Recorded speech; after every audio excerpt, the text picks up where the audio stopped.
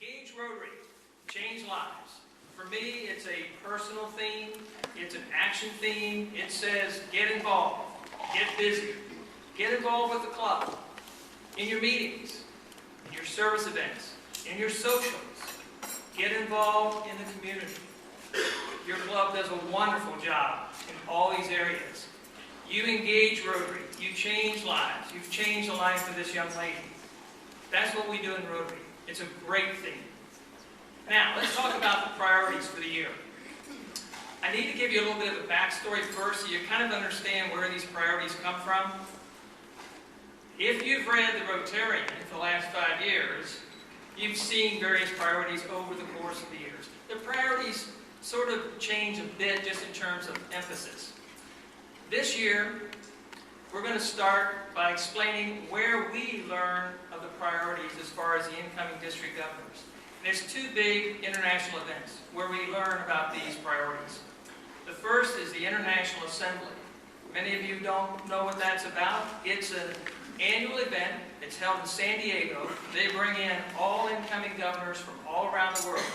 So this year they brought in 532 incoming governors all around the world in San Diego for training. We do 6 days of training. This culminates nearly 3 years of training that we get as a district governor, nominee, designate, then a nominee, then an elect, etc. So we learn about priorities at the International Assembly. The other international event is the International Convention. It was just held in Lisbon in June. Great event. Some 25,000 of your closest Rotarian friends from all around the world is there for the convention. Now, what is a convention like? Well, it's more like a big district conference. Many of you have been to a district conference. You have a big plenary session. You have breakout sessions where information is shared. And that's where we learn about the priorities, both at the International Convention and at the International Assembly. So I'm going to talk about the International Assembly for a moment. The very first day, one of the plenary sessions, past RI President Bill Boyd came and spoke to us about Rotary's brand, strengthening and enhancing our brand. How do we do it? What is a brand? Now, some of you marketing folks, you already know what a brand is. But for everybody else, just an example. If I say to you, Coca-Cola, every single one of you, you have the thought of a Coke can or a bottle of Coke in your mind's eye. You cannot help it. The brand is so strong. Soren, I say Coca-Cola to you, you think of a can or a bottle, right? All over the world. It's a great brand. What about Rotary's brand? Let's say I walk down the streets of Columbia, New York, Miami, Tokyo, Cape Town, any place in the world, and I say Rotary. What am I going to get? I might get some sort of a look like says, yeah, let me think. I've heard of Rotary. I think it's some sort of a service group. I've seen your sign at the edge of town. It's some sort of wheelie thing with pokey-spokey things on it, whatever it is. And oh yeah, are you the people that gives eyeglasses to little kids? Well, maybe we do. Some clubs do that, but that's not what we're known for. So, what do we do about our brand? How do we strengthen it? How do we enhance it? Well, Rotary International hired a consulting firm a little over 2 years ago. And they asked the consulting firm to basically go around the world, ask questions, and find out what people thought about Rotary. So, they spent nearly 16 months asking questions all over the world of both Rotarians and non-Rotarians. They came back to the international leadership and said, well, you're an international service organization. That's a little bit unique, but there are plenty of those. You're a big service organization. There's plenty of those. But there's a few things that really make Rotarians unique. There are 4 things. The first, we act differently. We act differently because we apply ethics and the 4-way test to what we do in our lives, in our professions, our businesses, our meetings, our service events. We apply ethics. It's a big deal. When you have a problem, big, tough decision, personal, professional, doesn't make any difference. If you bring the 4-way test into play, you'll always know the right thing to do. Very straightforward. Secondly, we think differently. We think differently. That sounds kind of strange, but we're all different folks. We have different brains, so we're bound to think differently. What they meant is that we bring our different professional perspectives into play, into the Rotary Club, into our meetings.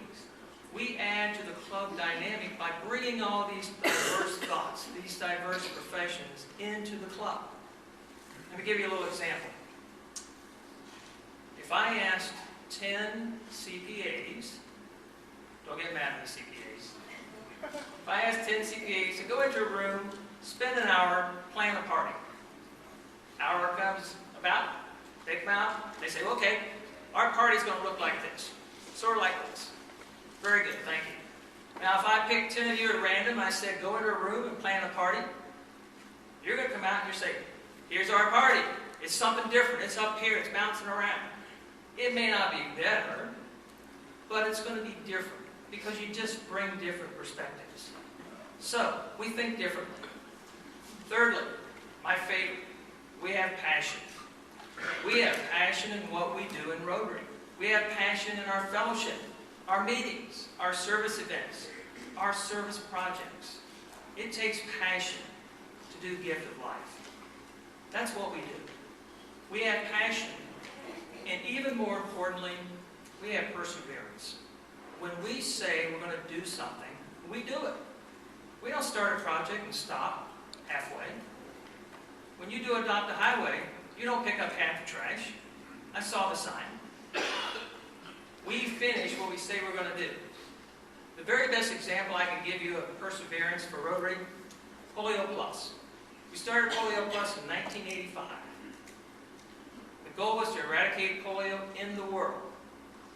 In 1985, some of you, experienced Rotarians, shall we say? You recall there were over 165 countries with polio endemic in 1985.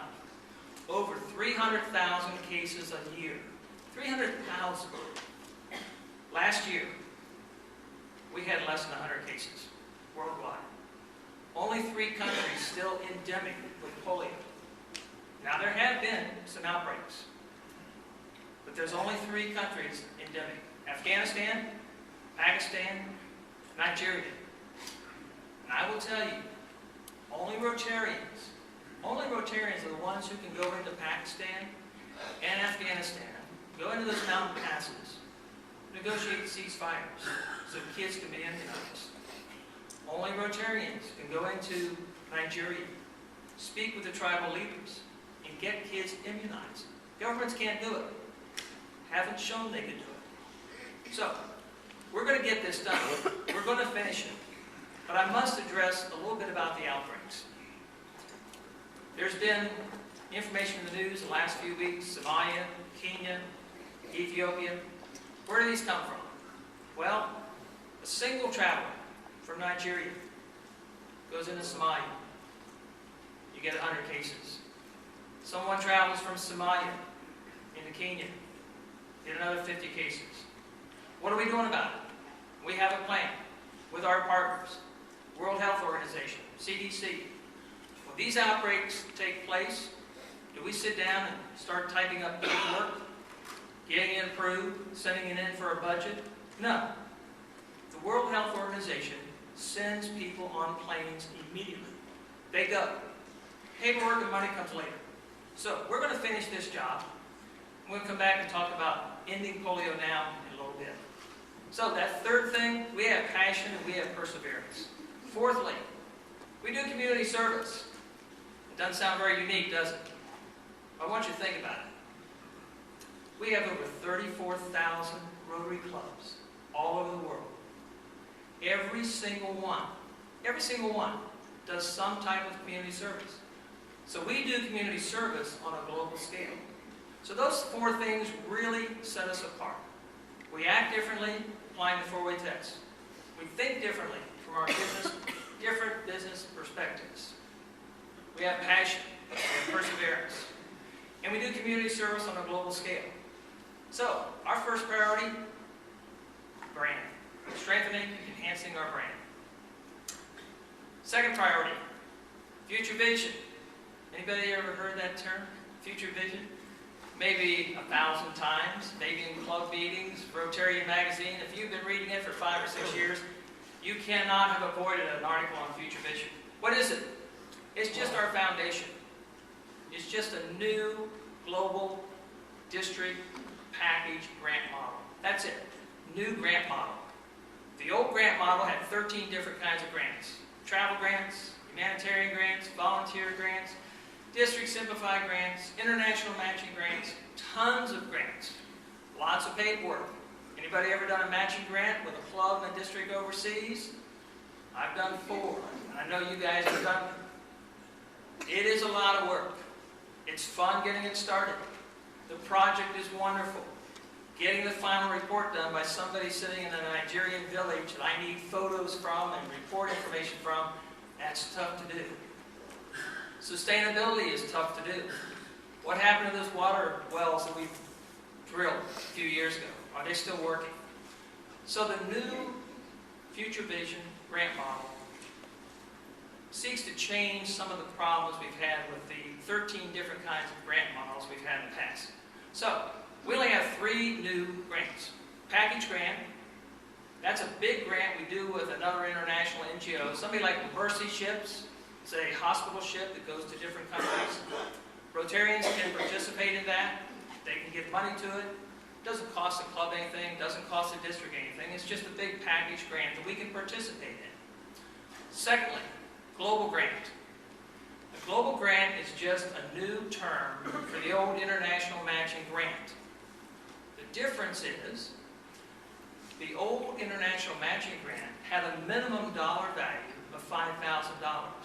So we were doing about 4,000 of these a year all over the world. Doing good, not having a big impact, not much bang for our buck, not really enhancing Rotary's brand in these countries. Also, not necessarily the sustainability we need. So what's new about the global grant? The new minimum is now $30,000. Now that sounds like a lot, but it's really not. Because the magic is the foundation matching process. A club like yours, you raise $9,000 for a project. The district can match it with district funds dollar for dollar. So there's $18,000. Foundation can match the district dollar for dollar. There's another $9,000. Foundation matches the club's dollars, 50 cents on the dollar. So your $9,000 becomes over $30,000. Now let's say you're a small club, 20 members. What do? $9,000 might be a big chunk. It encourages clubs to join together, to do projects together. You get 4 or 5 small clubs, they each throw in a couple $1,000, you got a big global grant. The key thing about the global grant is everything is up front. It's now done online. Both clubs and districts, here and abroad, have to go online and get everything approved up front, including measurements and sustainability. We're not going to dig a well in Nigeria and just let it go. We will find out how to train folks on the ground, give replacement parts, have them available, work out a program of sustainability. So that's a new global grant. The third new grant is a district grant. Really simple. It's just a new term for the old district simplified grant. A district grant is really a club grant. These are to do your local club projects. So, how does it work? What is different about it? In the past, well, let me just back up a second. I think we need to understand where the money comes from a little bit. Every year, we send our money to the foundation for the annual programs fund. Every year, we get half of what we sent 3 years ago back. So it sits there 3 years. Then we get half back. So, real life example, 2013, 2014, we have $400,000 to spend in what they call district funds. District funds. $400,000. In the past, for a district simplified grant for club projects, the district could only use 20% of that $400,000. So, not great at math, but that's about $80,000. We have 79 clubs, so guess what? Nobody's going to get more than $1,000 for This year, under Future Vision, under the new grant model, we can use up to 50% of that $400,000. So, at PETS this year, I told the presidents we were going to do exactly that. We would make $200,000 available to the clubs for your local projects, for your district grants. We have 65 clubs of the 79 who have approved grants, anywhere from like $800 to $3,000. So we were able to offer up to $3,000 for a district grant. So this is a great improvement for the clubs. We do work in Rotary International, Rotary International, but this allows us to do so much more locally as well. So the second priority was Future Vision, the new grant model. Now I want to come back to polio for just a moment. Most all of you know that the Gates Foundation has partnered with Rotary in the last few years, and in fact has given Rotary directly $355 million to use to eradicate polio. And we raised over $200 million in the challenge match to add to those funds. This year, and for the next 4 years, the Gates Foundation is doing another match. It's not a challenge. We don't have to meet a certain dollar figure. But what they will do is for every single dollar you as an individual Rotarian give, or your club gives, every dollar, they're going to match 2 for 1. So your dollar becomes $3. So, think of it this way. Next time you're paying your foundation dues, write another check for $5 or $10. Send it in for ending polio now.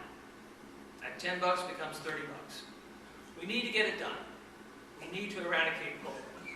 So where do we stand on getting it done? What's the plan? In May in Geneva, the partners of the Global Alliance for Ending Polio Now met. Rotary, World Health Organization, CDC, Gates Foundation, Warren Buffett, some other folks, governments. They basically came up with a 4-year strategic plan to end polio. Why so long? Well, it takes 3 years to certify a country polio-free. 3 years without a single case of polio. Now, India would have been a country I would have mentioned a couple of years ago. I would have gone 4 countries: Afghanistan, Pakistan, Nigeria, and India. India has been polio-free since January 2011. So they are about to be certified as polio-free. Now, I wasn't in Rotary in 1985, but I can tell you, folks that I know that were in Rotary in 1985 have said India was the last place in the world they thought we would eradicate polio. 2 billion people, hundreds of thousands of cases. It is gone. So, how do we get rid of it everywhere? We had a gentleman from the World Health Organization speak to us at the International Assembly and also at the International Convention. Mark Allred. He's the number 2 guy at the World Health Organization. He basically laid out a plan, and he also gave us an update on where we stood exactly. And he said we realistically can eradicate polio in the world by the end of 2014. That's 15 months from now. It's realistic. It takes 3 more years in order to certify these countries polio-free. We're going to get it done. We promised the children of the world we would, and we will. Because we have passion and we have perseverance. Now let me turn to another priority for the year. You've already had a great example of this today. Engaging and attracting new members. We want good people in Rotary. We do not want numbers coming in the door. This club, the size of this club, you guys can bring 50 people in 2 months, easily. But that's just a numbers drive. You need to search individually, your friends, your neighbors, your children, your parents. Bring good people into Rotary. Let them share in the opportunities you have. You have fun, you have fellowship, you do service, you have wonderful projects. Give that opportunity to others as well. So, this might not be a big enough room, but if every single one of you in the next 9 months just brought 1 person to a meeting as a prospective member, you're going to get at least another 10 or 15 members out of that. A large club is going to lose members every year. People move, they change job, whatever, it happens. So we constantly have to revitalize ourselves. And I'm not saying bring in new young members. I'm saying bring in good new members. Don't care how old they are. When I look out here, I look at every club the same way, in terms of looking at age groups. When I see a club that has experienced Rotarians, middle-aged Rotarians, young Rotarians, that club is vital. That club knows they know what's going on. This is how we continually revitalize ourselves. So continue membership. It's not just the membership chair's job either, it's everybody's. Another priority, enhancing Rotary's public image. Now this is a little bit like the brand, but the brand is what we are and what we do. The public image is how do we get it out there? How do we tell people what we do, who we are, why we do the things we do? Well, put the stories in the local paper. Take photos. I saw Neil doing a bunch of photos. That's great. I know your Facebook site is very active. I see it pretty much every other day with notifications. Social media is extremely powerful. Not everybody has to do it, but enough people in each club doing something on social media will have a big impact. I brought in a new member this year in Connecticut. I haven't been to Connecticut, but I'm on a number of social media sites. Young lady blogging back and forth, some mention of Rotary, and somebody made a comment. And she came back and said, you know, my dad was a Rotarian. I forgot completely about it. What do I do? So I told her. A month later, she says, I've been invited to a meeting. Another month goes by, she says, I'm being inducted. So use social media. But even more importantly in our district, we have a brand new website this year. Brand new. It's kind of like been rebuilt over the past year. Kind of started with Paula Matthews saying, we got to do something. So we put together like a 3-year plan. And we sort of rolled most of it out last year. But this year we've kind of changed things a bit. The website, Rotary7770.org. Still got all the same information it's always had. If you want information on youth exchange, go there. If you want to find out when ambassadorial scholar applications are due, go there. But what we've done is we've changed it to what we call a storytelling machine. We want to tell your stories. So every time you're doing a story, share it on your Facebook site, but send it in to our website, Rotary7770news@gmail.com. So what else have we done differently with it? Well, many, many, many years ago, Ken, I think you did a district newsletter once a month. You folded it up after typing on the typewriter, you put it in an envelope, and you mailed it. Okay? Now we move forward a bit. Then we started emailing the district newsletter once a month to all the members. I know what you do. You open it up, you start clickety-click through that 20-page PDF to see if you're in there, if there's a picture of your club in there or some project you're doing. We close it and say, we'll come back and look at it later. How many times do we go back and look at it? Never. We never do. We're busy. We're very active folks. So this year we decided, instead of doing once a month, we'll send out a much shorter version once a week. So every Tuesday, you get an email from Rotary7770news@gmail.com. You open it up. We have 2 or 3 lines for each story. The full story's not there. It's a tease. It's supposed to entice you into being interested. So you open it up and say, ooh, there's the photos, there's the website. So this has been very successful. And what I want you to do is to continue to do your stories on your local Facebook site, your local papers, but send them also to the website. Especially, Michelle, this is for you, the NUT program. Michelle, the NUT lady. When you have a fundraiser, which can easily be done online, guess what? We can share that out on the website, and people can just go online and get their tickets, order their nuts, etc. It's so much simpler. I've been telling clubs, let's do this. You have a fish fry, you have whatever you're doing, shrimp race. Let's use the district website. There's 4,100 people you're going to be able to reach. That's a heck of a lot more than just the local area. Next priority. You know, over 100 years, we've had 4 avenues of service. Excellent avenues of service. Served us very well. You know, community, club, vocational, international. Very simple. This next priority is so important to Rotary. We added it as a 5th avenue of service 3 years ago. New generations, our youth, our young people. Youth exchange. Great example right there with SOAR. Interact. Rotaract. GSE.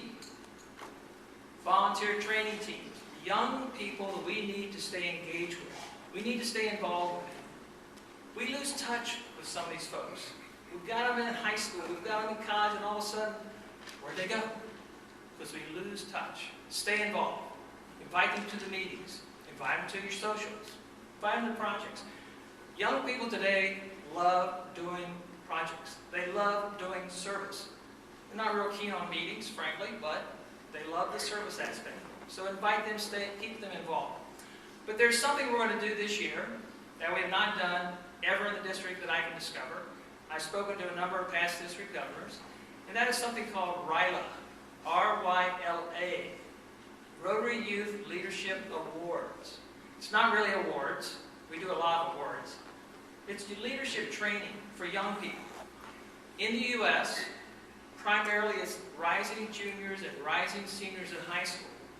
2, 3, 4, 6 days of leadership training. Now, I've asked why we're not doing it. Some past district governors said, well, we kind of tried to get it going and certainly just ran out of time. Just couldn't get it going. So this last year, beginning of the year, I spoke to Governor Ed. I said, Ed, we really need to do RYLA. Now, Jed, you've probably already discovered the trick.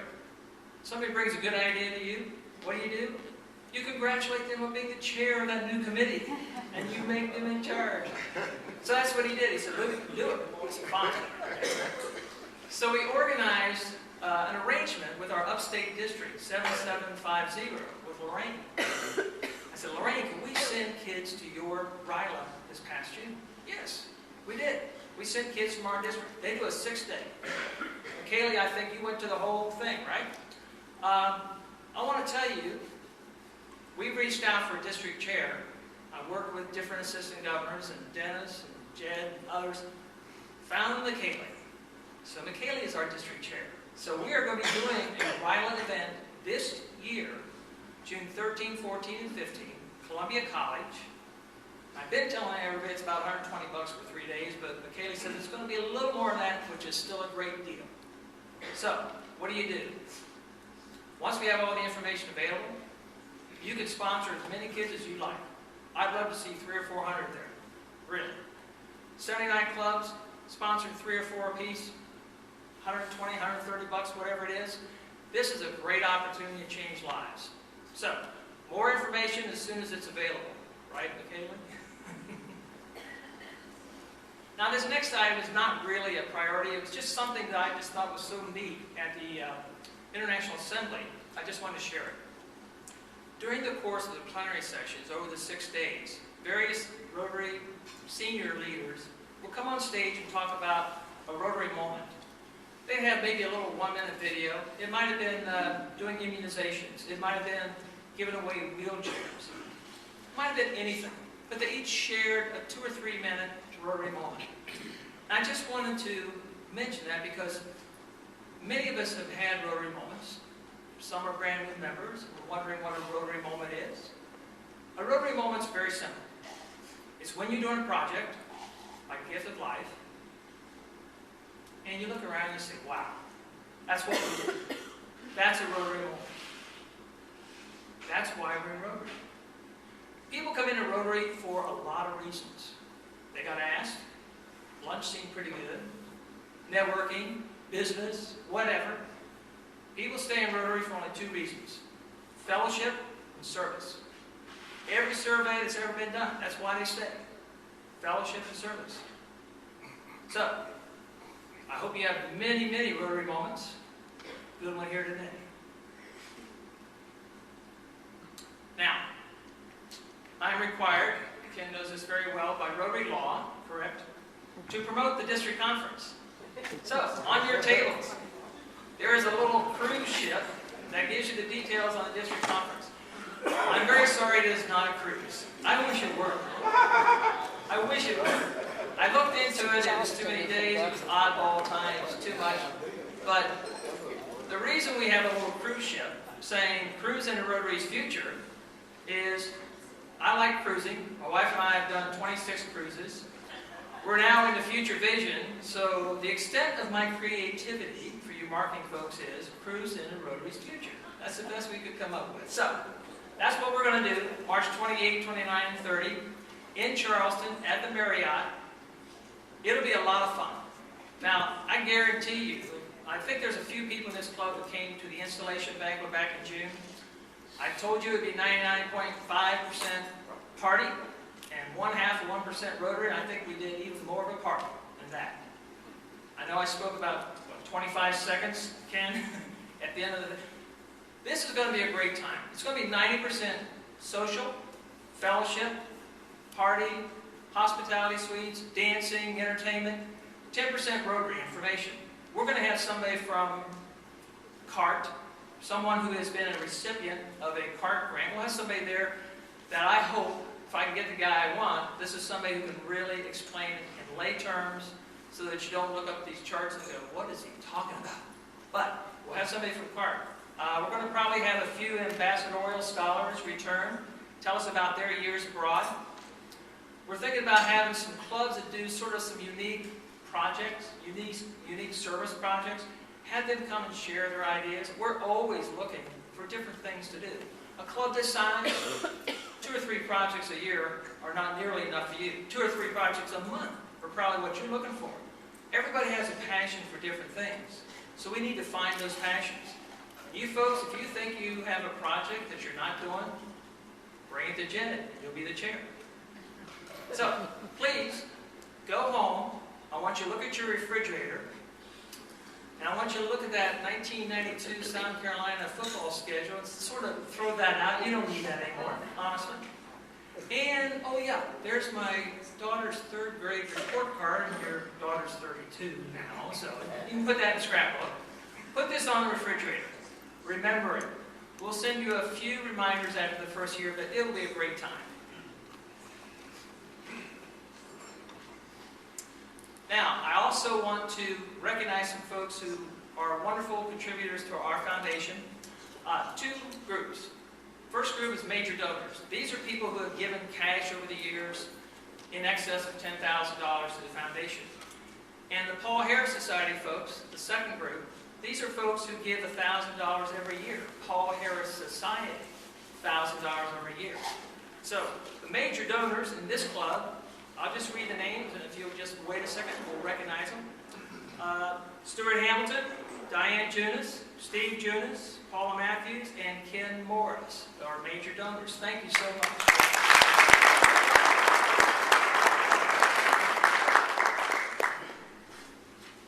The Paul Harris Society members, it's a lovely banner.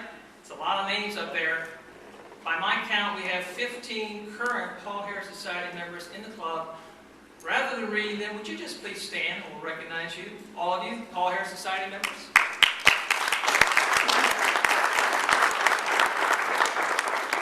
Thank you. I will also say that, oh, by the way, anybody here drink coffee? Coffee drinkers? Okay, me too. Go to Starbucks, buy a cup of coffee, $3, $4, or $5, something like that. Go to another coffee shop, pay $3. Guess how much $3 a day for a cup of coffee is? It's over $1,000. So, I want you to consider maybe joining the Paul Harris Society. Don't give up coffee. Don't be a crazy person. Just get a second cup and make it your Paul Harris Society cup. But consider it. I will also mention that I know you guys have a little competition going on with that other big club down in Hilton Head Island, somewhere down there. I think they also have 15 Paul Harris Society folks. And they were Club of the year before you were Club of the Year. And little birdie told me they were coming after you strong this year. So, I know you guys are going to have a great, great year. I know Jed's off to a wonderful start, but please consider the Paul Harris Society folks. Now, something Governor Ed did last year, I liked so much, I wanted to do it again this year. It's a four-way test award. It's given to somebody who really exemplifies the four-way test, really lives it, not just in the club, but in the community, in their lives. So what I've done is I've asked the presidents to nominate these people over the course of the year, and I want to read a little bit of each of these nominations for this club, and try not to give away who it is. I've been not very good at this, because I somehow throw in a he or a she at some point, but I'll try. They epitomize what a Rotarian should be. There's a Paul Harris Society member right there. A $1,000 check will be just fine. Where's that phone coming from? They put service above self. They don't seek or expect recognition. They participate in nearly every service project we have. They participate in the annual dictionary project. They believe in fellowship, very important. In a professional area, they always believe in providing the best advice to their customers. They live the four-way test in their profession. Place the well-being of their family first. I like this last part. Has a heart of gold. Not going to keep you in suspense any longer. We have a very lovely four-way test award to present to Mary and Hannah.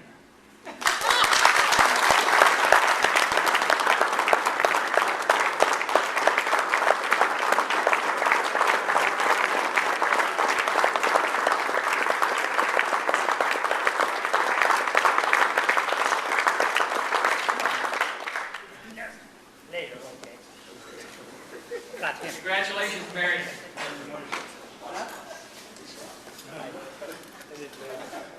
Now, I tried to get around to say hello to most folks as they came in. I know I missed a few because we had to kick the meeting off. But as I walked around, I know some of you looked at my little Rotary geeky pins and said, "Oh my gosh, what are we in for today?"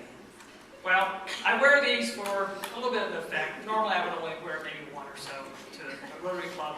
I have a whole bunch more at home on the bookshelves.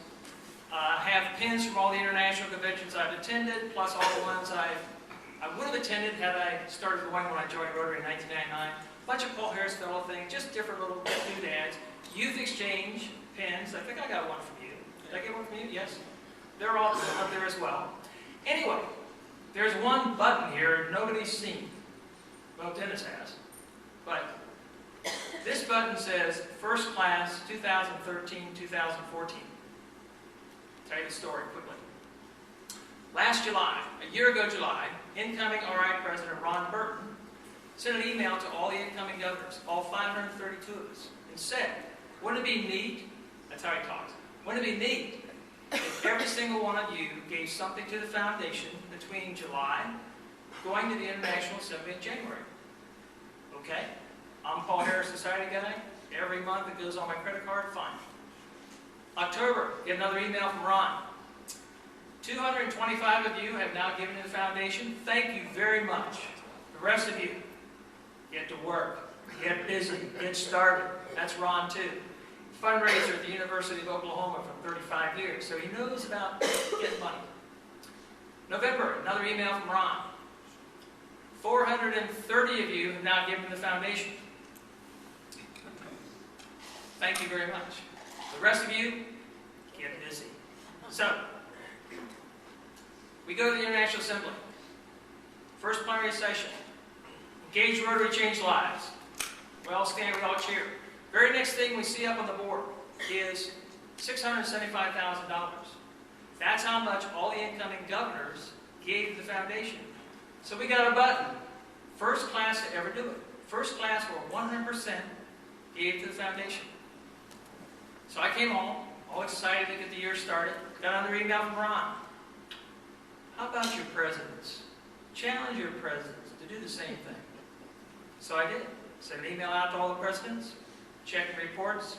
A month or so later, a couple had not. Some clubs don't send their money in promptly.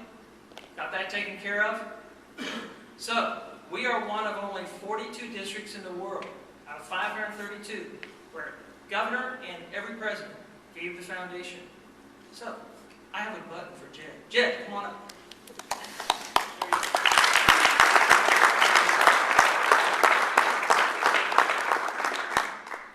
The club has also prepared a wonderful certificate with all of the information about your four-way test award, Marion, and we'll have a little photo of this afterwards.